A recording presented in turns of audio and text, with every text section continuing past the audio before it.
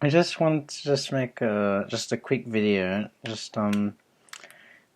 If you ever have a problem with the PS4 controller, which I do with this one, its key is a bit broken. With the R2, it doesn't work properly, and when you're playing games, it makes it difficult to shoot a trigger or stuff. So I found just a simple trick that you can do, just with a rubber band and some tape.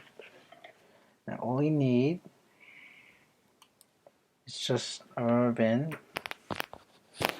scissors, and some tape. Yeah. So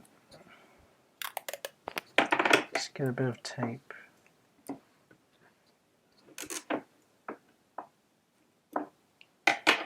Now what you're gonna do, for me it's the R2.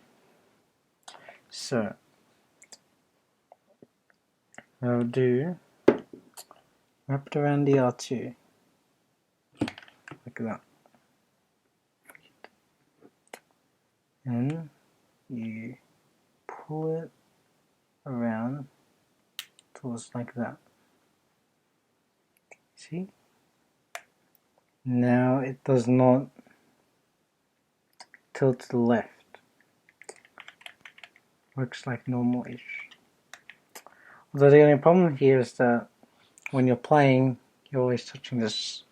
That can be solved quickly by just putting tape right. See? Oh, sorry. Yeah, like that. So when you play, it doesn't touch. And it is a quick fix. It does do the job okay, but it's not perfect. It is still a bit slower than if it weren't broken.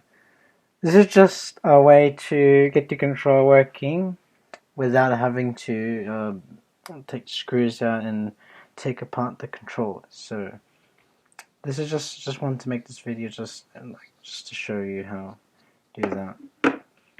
So yeah, that's all I got to show right now, and yeah.